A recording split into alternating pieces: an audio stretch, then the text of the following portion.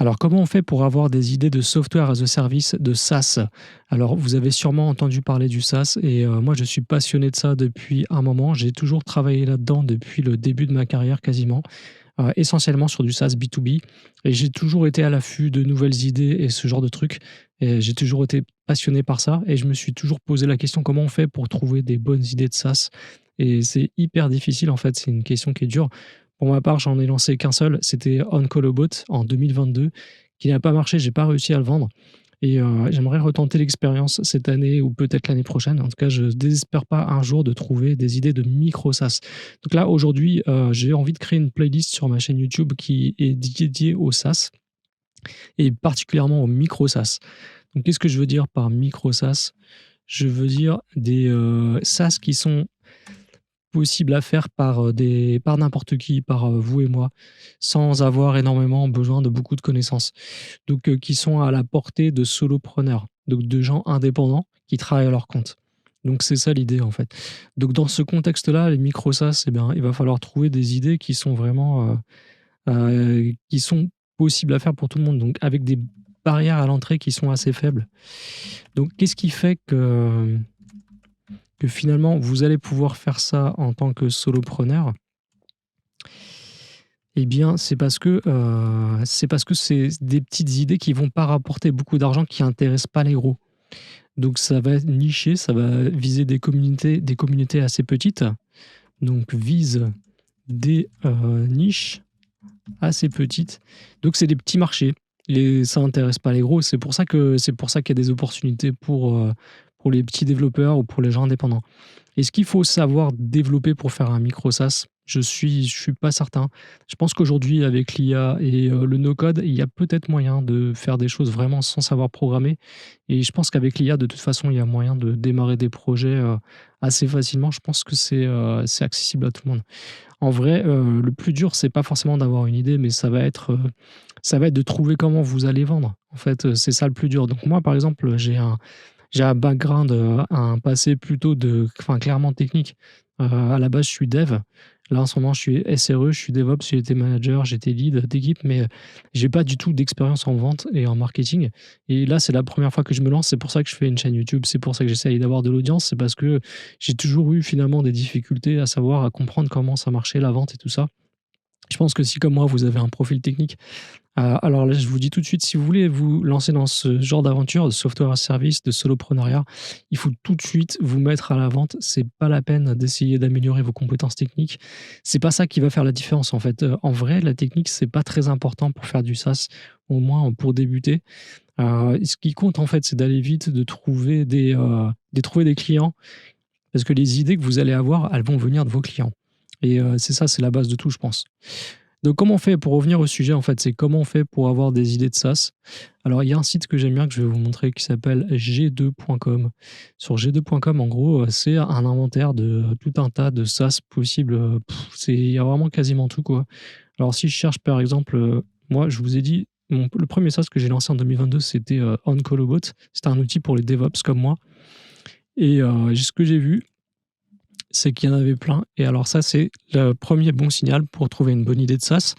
C'est qu'il faut qu'il y ait des concurrents, il faut qu'on voit qu'il y a un marché. Donc, souvent les gens qui débutent dans l'entrepreneuriat, ils se disent que en fait, s'il y a pas de concurrents, c'est que c'est une bonne idée. Si je suis tout seul, c'est que ça a jamais été fait, je vais être tout seul sur mon marché, ça va super bien marcher. Ça, c'est une très, très mauvaise idée. Donc, de croire que parce que, ça n'existe pas, que quand vous faites un Google search sur votre idée, vous trouvez rien, ça veut pas dire que c'est une bonne idée. Alors peut-être, mais il y a de fortes chances pour que ce soit une très mauvaise idée, que ça marche pas. Donc qu'est-ce que j'ai fait moi en 2022? En fait, finalement, j'ai réalisé ça. Moi, j'ai toujours cru qu'il fallait avoir une idée géniale pour lancer un SaaS et c'est pas le cas. Il y a pas besoin d'avoir une idée géniale pour faire un SaaS. Donc il faut justement être, le plus débile possible, je pense. Il faut être complètement con et il faut regarder ce qui existe déjà et le truc le plus, finalement banal que j'ai pu trouver dans mon domaine, c'était, les gestionnaires d'alertes, les, alert managers. Alors pourquoi c'était banal? Bah, parce que le produit est assez simple, c'est quand même un produit qui vous appelle quand il y a une alerte, ça casse pas des briques fonctionnellement et la valeur est très élevée. Bah, alors pourquoi la valeur est élevée? Parce que votre système est plus fonctionnel. Donc il y a je veux dire, vous avez besoin de ce genre d'outils, ça c'est extrêmement important. Donc vous savez que les clients vont vouloir payer pour, vous avez pas besoin de leur prouver qu'il y a de la valeur, tout ça, la valeur est évidente. Et donc forcément, il y a beaucoup de concurrents parce que comme c'est facile à faire, il y a une barrière à l'entrée qui est faible et il y a une valeur qui est forte. Donc il y a des tas d'outils pour faire ça. Donc comment on fait pour trouver une idée de SaaS? Alors vous prenez ce que vous utilisez, dans votre vie de tous les jours en gros et puis, vous allez un peu explorer ce qui se fait et voir, si vous pouvez améliorer les outils ou pas. Donc là, PagerDuty, par exemple, alors c'est assez dur d'améliorer ce genre d'outil. Là, la vérité, c'est que ce qu'on voit dans ce genre de G2.com, alors G2.com, c'est un site qui est sympa, qui référence plein de SaaS comme ça, et on peut voir le feedback qu'il y a sur ce site. Donc là, je vois qu'il y a 5 stars, 4 stars, 3 stars. Le problème de ce genre de site, c'est qu'il y a beaucoup de bons commentaires, et ça, c'est pas ça qui va vous aider. Ce que vous cherchez, c'est des produits qui sont mal faits, où les gens sont pas contents, et il y a beaucoup de feedback qui disent que les gens sont pas satisfaits, qui cherchent autre chose. Là, sur ce genre d'appli, bah, c'est pas le cas, on ne trouve pas en fait.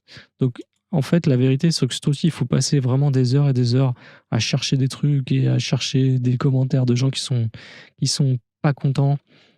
En vrai, G2.com, ça va surtout vous être utile pour inventorier, voir, analyser des marchés, des segments de marché, des applications avec des listes de concurrents, tout ça, et de voir quelles sont les features utilisées par. Là, vous voyez un onglet features, vous pouvez voir en fait qu'est-ce que l'outil supporte et vous allez pouvoir le comparer. Là, vous voyez à droite, il y a PagerDuty Comparison, vous voyez directement les concurrents. Donc, je vois que là, il y a Opgenie, il est dans le même segment, Splunk est dans le même segment, Xmatter, c'est dans le même segment, Squadcast aussi, etc. Il y en a plein. Des fois, il y a des outils qui s'overlappent, mais qui font pas exactement la même chose, mais qui couvrent une partie de ce que fait PagerDuty. Donc, c'est le cas d'Inatras, ça fait pas que ça fait plein d'autres trucs. Mais voilà quoi. Donc là, il y a vraiment beaucoup de data intéressantes sur ce site. Et j'aime beaucoup passer du temps là-dessus pour voir en fait ce qui se fait, etc. Et je trouve ça vraiment sympa. Donc ça, c'est une façon de trouver des idées de SaaS. Mais globalement, je pense, ce qui est pas mal, c'est de regarder dans votre vie de tous les jours, de quoi vous avez besoin et surtout, quels sont les outils que vous utilisez souvent. Donc ces outils, si vous les utilisez souvent, c'est qu'ils ont de la valeur, c'est que vous savez le marché a besoin de ces outils et tout. Et ce qu'il faut chercher, c'est pas forcément des idées géniales, mais juste, des petits trucs à améliorer dans ces outils et il faut que ce soit des choses qui soient à votre portée. Donc ça veut dire que vous avez la capacité, vous, à vous seul, de pouvoir, développer ce genre d'appli. Et c'est ça en fait, qui va faire que vous pouvez, vous lancer là-dedans. Donc moi, c'est ce que j'ai fait. Je me suis dit que finalement faire un alert manager, c'était, à ma portée et malheureusement j'ai eu tort. Mais en fait, ce qui s'est passé, c'est que d'abord, j'avais sous-estimé, finalement la complexité qu'il y avait à faire une première version et notamment en fait parce que je voulais l'intégrer dans Microsoft, Teams et que le SDK était vraiment, pas terrible, voire franchement pourri et du coup, j'avais énormément de mal à le développer. J'ai passé beaucoup de temps à faire le MVP et c'est pas vraiment ce que j'appelle, un truc facile à faire. Je pense que si vous vous lancez dans un MVP, de toute façon, il va falloir faire, du code dégueulasse, un truc vraiment, faut aller vite parce qu'il va falloir valider votre idée. Donc, en plus de valider votre idée, ce que vous allez devoir faire, c'est de la valider. Donc une fois que vous avez trouvé, une idée, et que vous savez qu'il y a un marché pour ça, vous allez quand même devoir la valider. Et pour ça, le mieux, c'est de faire une landing page. Et vous allez devoir trouver un moyen pour tout de suite, dès le début, en fait, trouver vos premiers utilisateurs. Donc, c'est super important. En gros, il faut avoir vendu votre SaaS avant même d'avoir commencé à le développer. Donc, si vous n'avez pas pris la peine de contacter des gens qui sont intéressés par votre idée, qui pourront être vos premiers clients, c'est pas la peine de commencer l'implème. En gros, c'est ça quoi. Donc, tant que vous n'avez pas trouvé des gens intéressés, c'est que vous n'avez pas trouvé la bonne idée quoi. Une bonne idée pour moi, c'est que vous avez validé que le produit que vous allez développer, eh bien, vous allez pouvoir le vendre immédiatement. En gros, comment vous savez que vous avez une bonne idée? C'est simple. Vous savez que vous savez déjà que des gens vont vous l'acheter. Ça veut dire que si le produit existait, vous n'avez pas encore eu le temps de le développer, mais s'il existait tel que vous le décrivez sur votre landing page, et dans votre landing page, vous allez devoir écrire le message, le problème que vous essayez de résoudre. C'est ça une landing page. C'est un message très simple, une phrase vraiment ultra simple qui décrit en quelques mots quel est le problème que vous allez résoudre. Et vous avez des utilisateurs, vous avez des gens, vous êtes en connexion avec des gens sur les réseaux, sur des forums de discussion, je sais pas, sur un Discord ou n'importe quoi. Vous êtes en discussion avec des gens qui pensent que le problème que vous allez résoudre les intéresse et que si le produit que vous décrivez sur votre landing page existait, eh bien, vous l'achèterez. Et voire même encore, et encore mieux, ils vous ont déjà payé en avance pour le produit que vous n'avez pas développé. Alors là, c'est banco. Là, vous pouvez commencer direct. Là, vous avez une bonne idée. C'est ça, en fait, la définition d'une bonne idée. C'est que vous avez des gens qui sont intéressés. Et votre idée, elle n'est bonne qu'une fois que vous l'aurez vendue, quoi. Donc, elle est bonne sur le papier, tout ça, c'est des promesses d'utilisateurs, tout ça, mais il va falloir voir en réalité, une fois que votre idée est réalisée, qu'elle existe pour de vrai, avec un petit produit, eh bien, est-ce que des gens sont prêts à payer pour vous l'acheter? C'est ça qui valide votre idée, c'est l'argent, c'est l'encaissement des sous, des thunes. Donc, des bonnes idées, il n'y en a pas. Il y a que, vous pouvez valider votre idée qu'avec les thunes. C'est ça, en fait, qui valide le truc, c'est le marché. Et il faut qu'il y ait de l'argent derrière, il faut que les gens soient prêts à dépenser. C'est ça qui valide vraiment, finalement, qui donne le tampon. Votre idée est bonne, et plus elle fera d'argent, et meilleure elle sera. C'est comme ça que ça marche, c'est du business. Et voilà, quoi.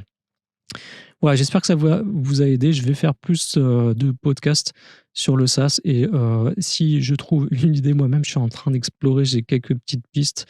Voilà, et peut-être que je vais partager plus de vidéos sur l'élaboration d'un premier SaaS comme ça. Et je vais montrer pas à pas comment je m'y prends et réaliser des petits podcasts comme ça.